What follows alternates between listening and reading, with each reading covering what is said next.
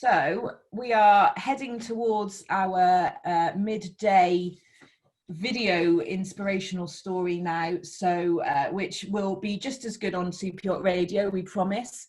Those of you that want to see the video can follow my previous instructions for registering for the online portal. You can find the Zoom link in the program tab, or also on our Life After Yachting social media if you want to see the video while it's being played.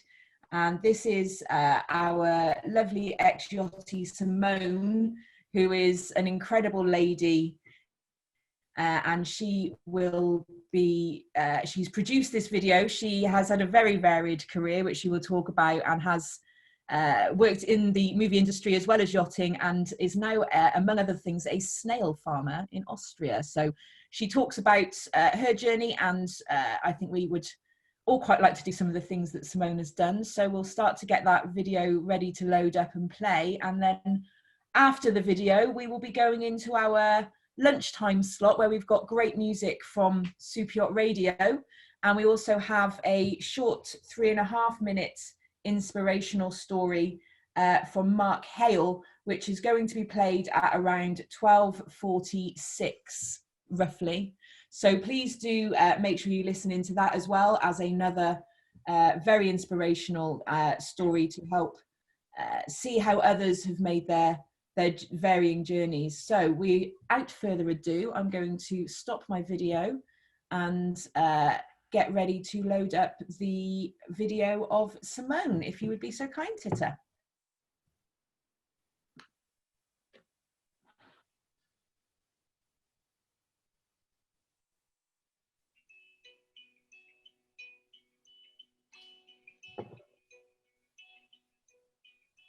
Hi, my name is Simone. I'm from Austria, and I live here in Tyrol at the Wilde Kaiser, which is this beautiful mountain just here. And here in the middle of the Tyrolean Alps, I'm breeding escargot. It wasn't a direct road that took me here. I worked at many different places in many different jobs, and one of this job was yachting. And that's why I'm here, I guess. We're talking to you in this little clip. I want to tell you a little bit, what was it that led me here? Growing up in the Tyrolean Alps, it seemed naturally to me to attend the tourism college. And after this 5-year education, I gained a profound knowledge in everything concerning hospitality and tourism. But instead of working in a restaurant or hotel, I moved to Berlin and worked for the following 6 years in movie industry as a location scout, assistant at the set, and first AD. This was followed by 1 year as a dive master in Thailand.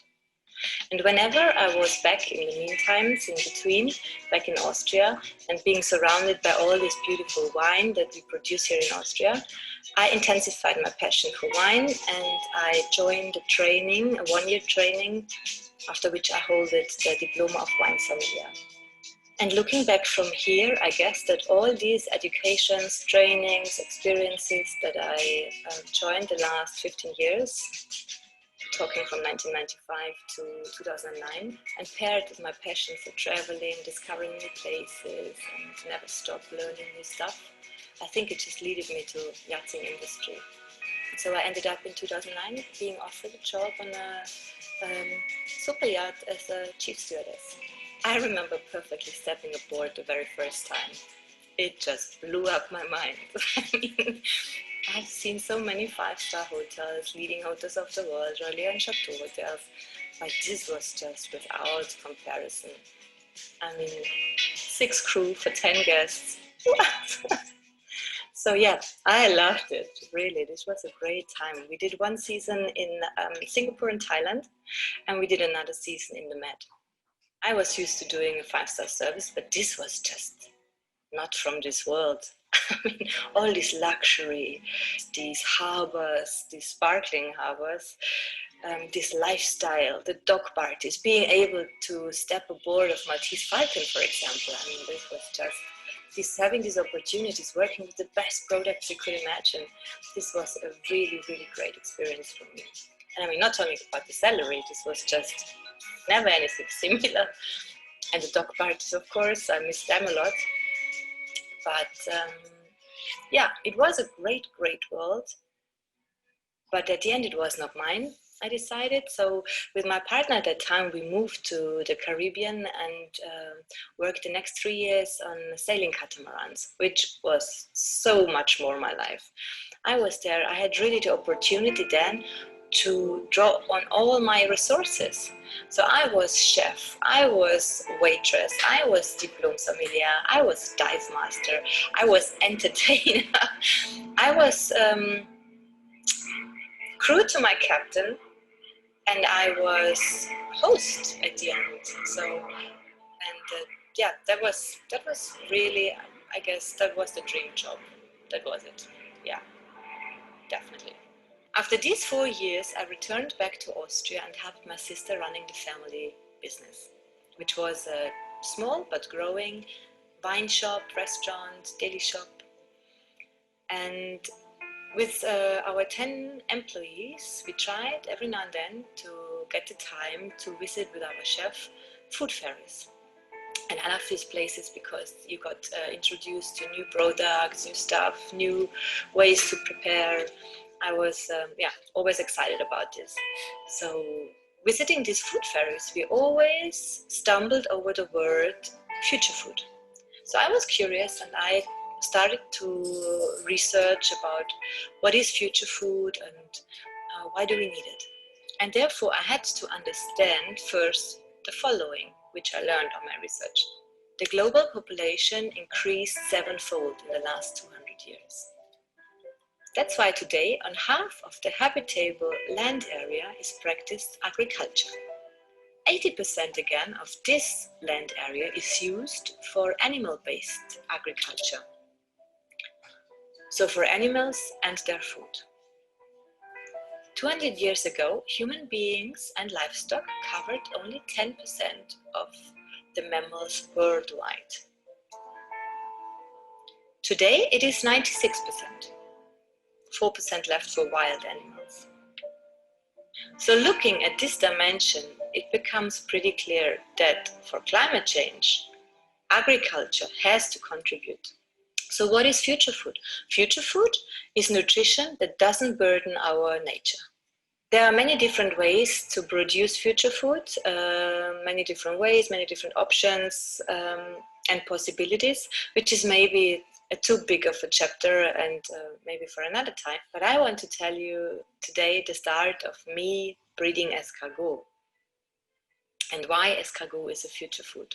So infected by these first informations about future food, I couldn't stop learning more about this. And I started reading and researching in all the newspapers, in magazines, in internet. And I found out that the snail, Helix pomatia, was very, very popular all over the world for her high protein source and as a delicious food. In Austria, it had its peak season already in the Middle Ages with an own snail market downtown in Vienna. And it's also very interesting that it was popular in all social classes. It was food for the poor that had only to collect it in the forest. It was a protein source in the monasteries during the fasting periods. And it was also très chic to eat it at the courts. But as our local escargot, the Helix pomatia, takes 3 years to fertile and course through annual collection, the population dropped. And in danger of being extinct, it got under protection since 1970s. So it's not allowed anymore to collect the escargot in the wild nature. As an escargot breeder, it's my strive to make this high quality food that doesn't harm nature and climate accessible to everybody who appreciates it. And what makes escargot to future food?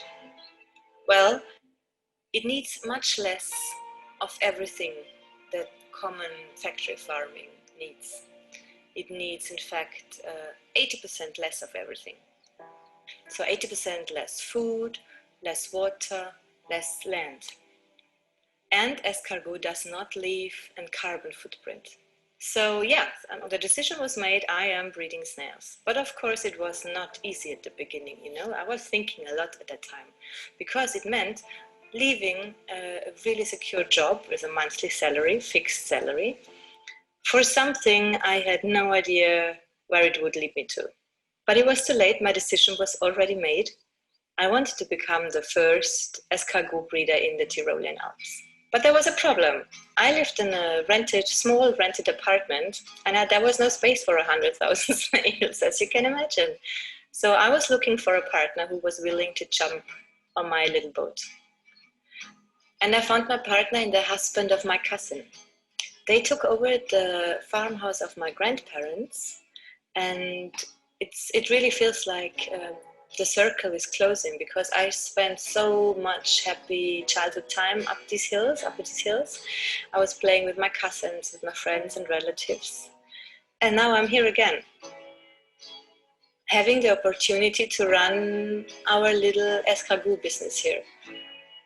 And it really feels like coming home. I'm super happy. So let's talk about the first steps. How did we start really with the escargot breeding? So first of all, I participated at a snail breeding course in Vienna, which was a 3-day course, and they showed you like the basics. So you had a rough idea of how it could work. Meanwhile, my partner built the first 2 little cages that we had. And then we bought our first 1,500 snails. Very exciting time. I spent so much time here, much more than initially thought. But it was just not only beautiful, it was also necessary to observe them, to watch them, to learn from them, to study them. And time is no issue when you're breeding snails. It's a very good spend time. It's almost like meditating. It calms you down for sure, no matter what your day was like. Elmar, where I live, is a small village. And if you start a crazy idea, a crazy business like this, you can be sure that everybody knows. The feedback and the interest that we received from our surroundings and from the restaurants in the area was very impressive to us. Yeah, it was really cool. And we got also a lot of inquiries from restaurants who wanted our Kaiserschnecke on their menu. But in the first year, we delivered only to 6 restaurants for 2 reasons. First of all, I really wanted to be sure to grow slowly for quality reasons, to be able to control the quality. And the second reason was that we needed to make sure that we were able to deliver through 1 year, so until the next harvest. So 6 restaurants was just fine for the first year. Yeah, I totally love to see what the chefs do with our Kaiserschnecke. So they are so creative and innovative, and they take this old product from this old local product and they give it a whole new face. They put it on a stage and let it shine with new interpretations and new recipes. That's really great. And of course, it's my job to try it, you know. So that's awesome. And also myself, I love to make experiments and to create new recipes around the Kaiserschnecke, and also to experiment with the products out of the escargot. So right now, these days, I'm trying to find a new way, a better way to conserve the escargot caviar, our Kaiser pearls, which is a fantastic product. I've never tried anything similar to that before. It's so different to fish caviar. Snail caviar, it's much crispier, and once you cracked it open in your mouth, you have the whole palate full of flavors and scents of the forest. It's really cool, and it's a super accessoire for all the autumn dishes that are coming right now. We were also very lucky with Kaiserschnecke that during the first year we attracted a lot of attention of the public. So we had already 2 appearances in national TV shows and several articles in local magazines. So of course that helped a lot too, yeah. And the demand for Kaiserschnecke even increased. So yeah, this encouraged us to invest in our little company. And we built 2 more bigger fenced areas, and we are very happy to say that our breeding stock from the first year to now increased multiple times. Yeah, so we are looking forward to a great harvest 2020. It's going very well, I'm happy to say. Yeah, it's of course much more work than we thought initially, and it's a lot of learning by doing and learning by making mistakes, because I couldn't find any useful YouTube tutorials how to breed snails. So yeah, you have to try yourself, and I promise you the most mistakes you do only once. Yep.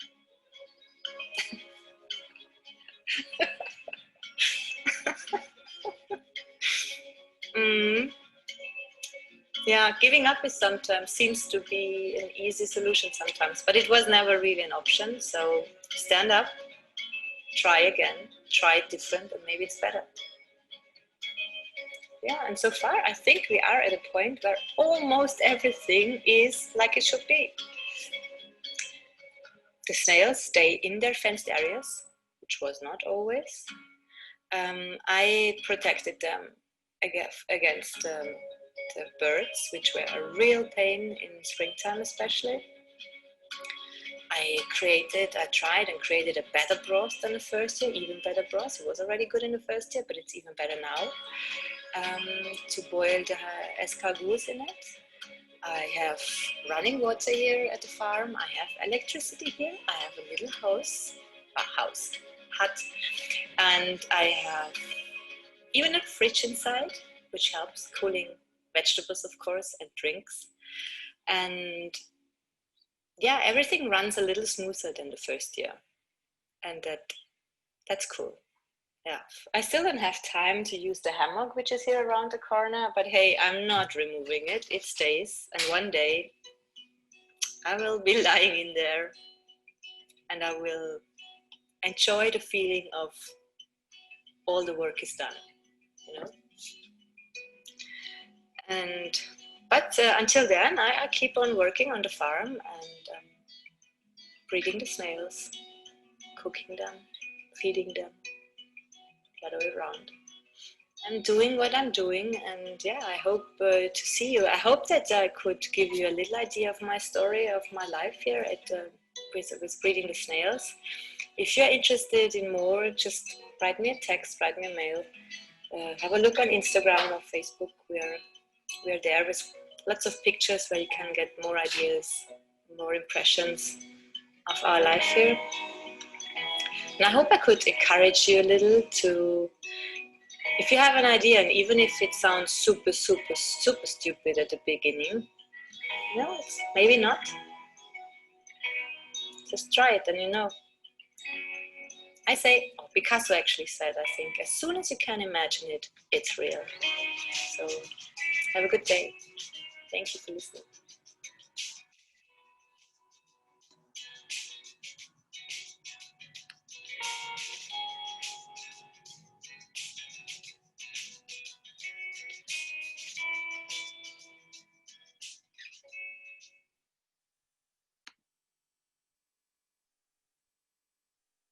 Wasn't that something? What an inspirational story she's got. Just incredible. I many things, my eyes are opened to many things in yachting, and yeah, who knew? I mean, I think I genuinely would quite like to be a snail farmer. I will leave it to their expertise, of course, but what a great story. I think we all would love to, and the things she has done and the passion she has. So I think one of the great things about yacht crew is they are very hardworking. They are used to work very hard and very not counting the hours. And this is what the entrepreneurs need. This is the only way to have a business and a successful business. So I think there is already a big learning curve done in this industry to be able to achieve that.